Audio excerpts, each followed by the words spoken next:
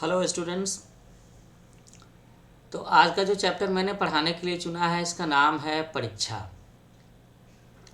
परीक्षा सुनते ही थोड़ी सी घबराहट होती है ना, लेकिन ऐसा नहीं होना चाहिए। मैं समझ सकता हूँ कि आप सब बच्चों के एग्ज़ाम्स आने वाले हैं। थोड़े दिनों में ही आप अपना अपना एनुअल एग्ज़ाम वार्षिक परीक्षा दे रहे होंगे, है ना। सारे बच्चे, चाहे वो प्राइवेट स्कूल में पढ़ाई कर रहे हों या गवर्नमेंट स्कूल में पढ़ाई कर रहे हों। तो आज मैंने जो चैप्टर चुना है ये बिहार बोर्ड के बच्चों के लिए है जो सरकारी स्कूल में पढ़ाई कर रहे हैं, और उनकी हिंदी की किताब है कोंपल। क्लास 5th के बच्चे, है ना, उनका चैप्टर नंबर 22 ये चुना है मैंने पढ़ाने के लिए। तो सबसे पहले मैं ये बताना चाहूँगा कि परीक्षा से घबराने की ज़रूरत नहीं है। अगर हम किसी चीज़ की तैयारी करते हैं, पढ़ाई करते हैं, तो एक टेस्ट तो बनता है ना, एक टेस्ट तो बनता है। तो हम लोग टेस्ट दे कर के ये जान सकते हैं कि हमने कैसी पढ़ाई की, हमने कैसी तैयारी की। ठीक है, तो आगे की बातें परीक्षा को लेकर के मैं अलग से भी कभी एक कोई छोटा सा लेक्चर सेशन रखूँगा जहाँ मैं अब आपको ये चैप्टर पढ़ा देता हूँ।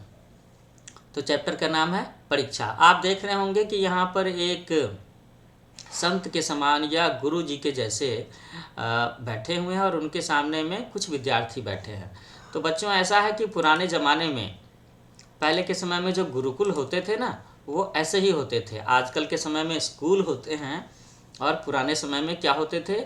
गुरुकुल होते थे। गुरुकुल, गुरुकुल का मतलब ऐसा होता था कि उस समय बच्चों को गुरु जी के पास में जा कर के वहीं रह कर के पढ़ाई करनी होती थी।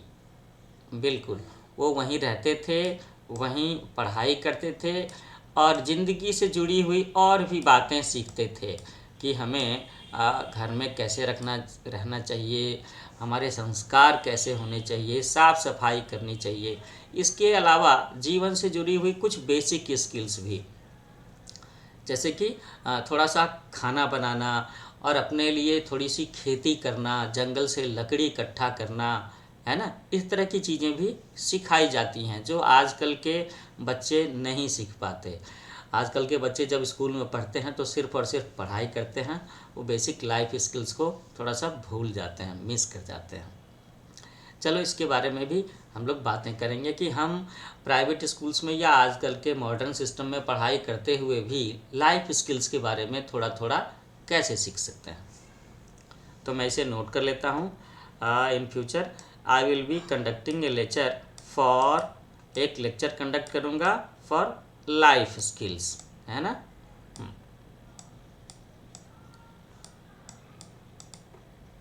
Life skills, okay.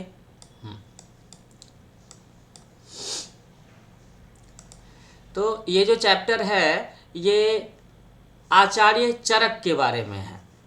तो अब आपको लग रहा था कि भाई इस चैप्टर का नाम तो हमने बताया कि परीक्षा है और यहाँ पर बात हो रही है चरक जी की, तो ये चरक हैं कौन? आचार्य चरक आयुर्वेद के महान जानकार थे। आयुर्वेद, आयुर्वेद आप सब बच्चे जानते हो, नेचुरोपैथी। हाँ, हम लोग जब हमारे आसपास में, हमारे घरों में या कोई भी आदमी बीमार होता है, so there are 3 methods to cure the person. 3 तरीके हैं, 3 तरह का इलाज अवेलेबल है, एलोपैथी, होम्योपैथी और नेचुरोपैथी। तो नेचुरोपैथी को ही हम लोग आयुर्वेद कहते हैं। तो आचार्य चरक आयुर्वेद के महान जानकार थे। घने जंगल में उनका आश्रम था। हर साल बहुत सारे विद्यार्थी उनके आश्रम में आयुर्वेद व जड़ी बूटियों का ज्ञान प्राप्त करने आते थे।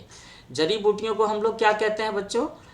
हम लोग जड़ी बूटियों को कहते हैं हर्ब्स, HERBS, हर्ब्स, है ना। आपके आसपास में भी कई सारी जड़ी बूटियाँ होती हैं। आपके पापा, आपकी मम्मी, आपके दादा दादी, नाना नानी या घर के बड़े बुजुर्ग बता सकते हैं आपको उनके बारे में। और कई बार जो घर में बच्चों को जो छोटी मोटी बीमारियां, छोटी सी दिक्कत होती हैं, इन्हें हम अपने इन जड़ी बूटियों से ही ठीक कर सकते हैं। तो आचार्य चरक जी आयुर्वेद के महान जानकार थे। तो कह लो कि जैसे आजकल के समय में लोग मेडिकल कॉलेजेस में पढ़ने जाते हैं, तो आचार्य चरक के समय में लोग नेचुरोपैथी की शिक्षा के लिए गुरुकुल में, जैसे कि आचार्य चरक के जैसे गुरु हैं उनके पास में जाया करते थे। तो आचार्य चरक क्या करते थे, ये बात तो हम लोग समझ गए कि हाँ वो आयुर्वेद के महान जानकार थे, तो स्वाभाविक है कि वो आयुर्वेद की जानकारी देते होंगे, बच्चों को बताते होंगे, विद्यार्थियों को बताते होंगे कि हम इस तरह की बीमारी में ये सावधानी रख सकते हैं और इस तरह की जड़ी बूटी के इतने दवा से इनका ये इलाज हो सकता है।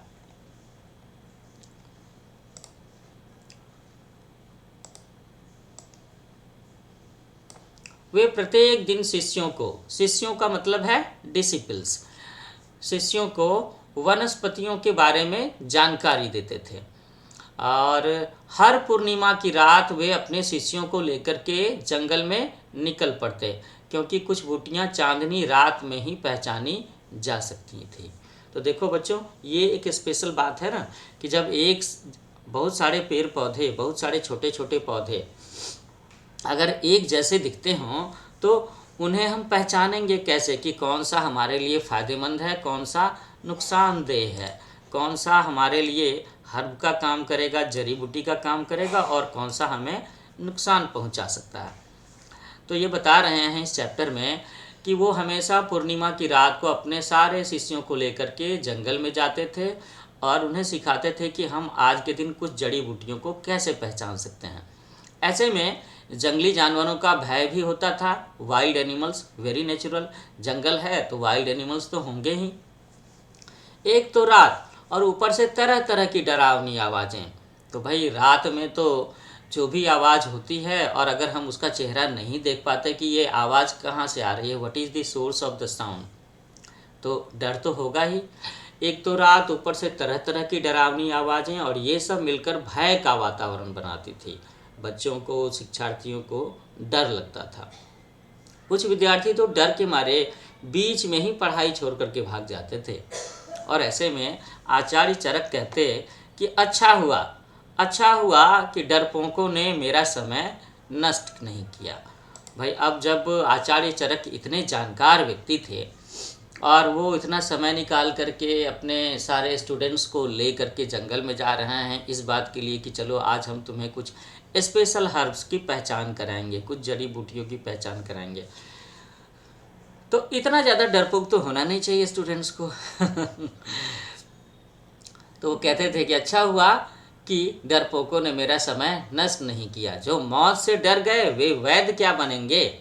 बिल्कुल सही बात, जो मौत से डर गए वो वैद्य क्या बनेंगे। वैद्य का मतलब क्या है बच्चों, वैद्य का मतलब है डॉक्टर, वो डॉक्टर जो नेचुरोपैथी से बीमारियों का इलाज करते हैं। और वैद्य का काम तो मौत से लड़ना है, मृत्यु पर विजय पाना है, तो ऐसे लोगों को डरना नहीं चाहिए, है ना। तो सपोज करो, सोचो कि भाई वैद्य के पास में, डॉक्टर के पास लोग जाते क्यों हैं, किसी बीमारी से इलाज के लिए ही तो जाते हैं, और वो बीमारी जो कि फ़िलहाल छोटी हो सकती है या बड़ी हो सकती है और जिससे लोगों को मरने का डर होता है। तो वैद्य का तो काम ही है मौत से लड़ना, मृत्यु पर विजय पाना, उसके तरीके बताना कि आप ऐसे करो, इस तरीके से रहो और ये दवाई इस समय से खाओ ताकि आप स्वस्थ हो सको, है ना बच्चों। तो इसीलिए इन्होंने ऐसा कहा। अब देखते हैं कि अब जो बच्चे बचे चरक जी के साथ में, जिनको लेकर के वो जंगल गए हुए हैं कुछ जड़ी बूटियों की पहचान करने, ढूंढने, उनको वो आके क्या सिखाते हैं। आप सब बच्चों में से कितने बच्चे हैं जो डरपोक हैं। डरपोक कहने का मतलब है कि जिन्हें डर लगता है अंधेरे से, डरना नहीं चाहिए। वे परीक्षा भी इतनी कड़ी लेते कि सैकड़ों में से कुछ ही विद्यार्थी उत्तीर्ण होते। उत्तीर्ण होने का मतलब है, उत्तीर्ण होने का मतलब आप समझ रहे हो, उत्तीर्ण होने का मतलब है पास होना, है ना, क्वालिफाई करना। आप सब लोगों को भी तो एग्ज़ाम्स देने के बाद में पास होना होता है ना, कि कम से कम 30% 40% हर सब्जेक्ट में नंबर ज़रूर होने चाहिए, तभी इसका मतलब है कि आपने पढ़ाई थोड़ी ढंग से की है। और अगर उतने भी नंबर नहीं आ रहे तो इसका मतलब आप उस सब्जेक्ट में कमज़ोर हो, है ना, वीक हो, अच्छे से पढ़ाई नहीं की। समझ नहीं पाए। तो आचार्य चरक बच्चों की, उनके जो ट्रेनी स्टूडेंट्स होते थे उनकी वो कड़ी परीक्षा लेते थे, और जो बच्चे पास होते थे वो उनका यश फैलाते। यश फैलाने का मतलब क्या है? उनकी पॉपुलर करते थे कि भाई मैं तो आचार्य चरक जी से पढ़ करके आया हूँ और वो इतने अच्छे शिक्षक हैं। अभी भी ऐसा होता है ना कि जब लोग आईआईटी से पढ़ करके आते हैं, एम्स से पढ़ करके आते हैं, बड़े बड़े स्कूल कॉलेज से पढ़ करके आते हैं, तो क्या होता है कि वो अपना नाम रोशन करते हैं, वो साथ में परिवार का नाम रोशन करते हैं और अपने अपने स्कूल कॉलेजेस का भी नाम रोशन करते हैं। ऐसा ही होता है। तो इनके जो पास आउट स्टूडेंट्स होते थे वो क्या करते थे कि वो चारों ओर इनका नाम फैलाते थे। वो अपने आचार्य का, गुरु जी के लिए रिस्पेक्ट, उन्हें पॉपुलर करते थे कि भाई मैं तो चरक जी से पढ़ कर के आया हूँ और उनका इतना अच्छा शिष्य हूँ। और जब चरक जी इतने पॉपुलर हैं तो उनका शिष्य भी अच्छा जानकार होगा। और ये लोग फिर लोगों को विभिन्न रोगों से मुक्ति दिलाते थे, फ्री करते थे, हील करते थे, इलाज करते थे। आचार्य चरक ने एक बार की परीक्षा में अपने विद्यार्थियों से कहा, क्या कहा कि मैं तुम्हें 30 डेज का, 30 दिन का समय देता हूँ। इन 30 दिनों में तुम्हें सारे जंगल छान मारने होंगे और उन जड़ी बूटियों को लाना होगा जिनका आयुर्वेद में कोई उपयोग नहीं होता। ये तो बहुत ही टिपिकल टेस्ट है कि भाई आपको 30 डेज का समय दिया गया है और जंगल में से ऐसी जड़ी बूटियों को ढूंढना है जिसका आयुर्वेद में कोई उपयोग होता, बिल्कुल कोई उपयोग नहीं होता, विच आर यूजलेस। ठीक है। तो सभी विद्यार्थी चारों दिशाओं की ओर दौड़ पड़े।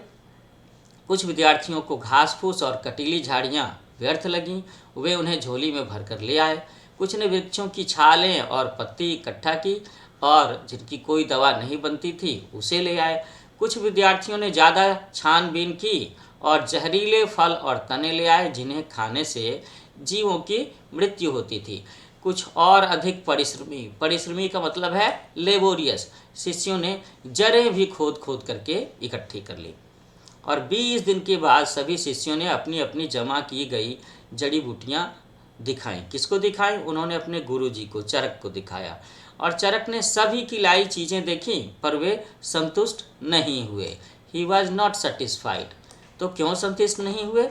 सोचो सोचो जरा सा, सोचना तो पड़ेगा।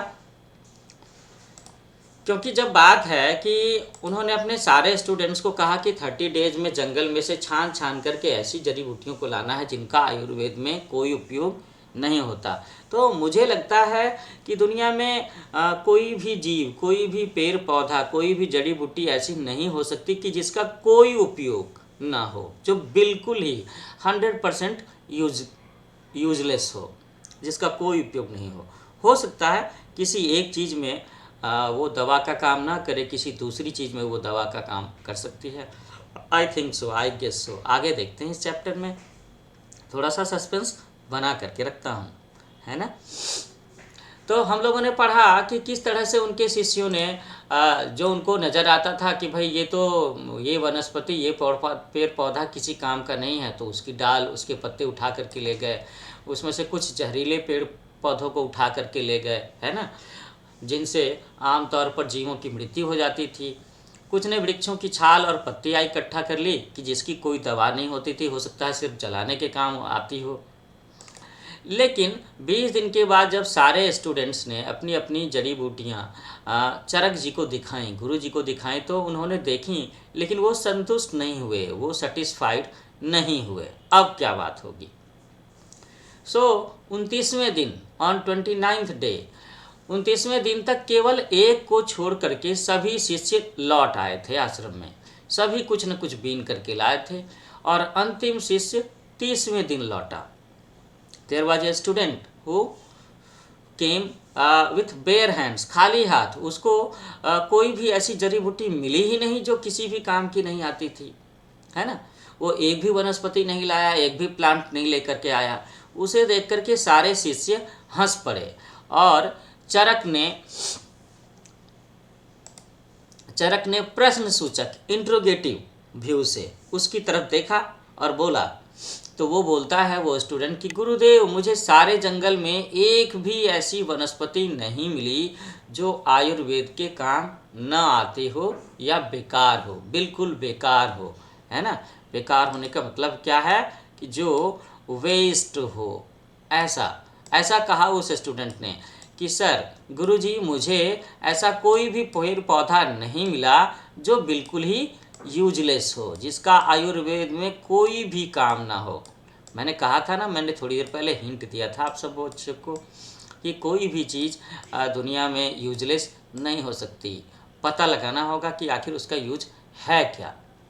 अब आगे देखते हैं कि चरक जी ने उस बच्चे को, उस स्टूडेंट को डांटा, उसकी तारीफ की, उससे क्या बातें की, है ना। ऐसा हो सकता है क्या? ये देखो, एक बच्चा है जो कि खाली हाथ आया है। अब चरक जी ने घोषणा की, अनाउंसमेंट किया। क्या अनाउंसमेंट किया उन्होंने? कि इस वर्ष यही विद्यार्थी उत्तीर्ण हुआ है। उन्होंने ये अनाउंसमेंट किया कि ये जो बच्चा आया है जंगल से 30वें दिन 29 दिनों के बाद, और वो भी खाली हाथ आया है और कहता है कि गुरुजी, मुझे ऐसा कोई भी वनस्पति, कोई भी पौधा नहीं मिला जो बिल्कुल ही वेस्ट हो, यूजलेस हो, नेचुरोपैथी के लिए, है ना। किस चीज़ के लिए? नेचुरोपैथी के लिए।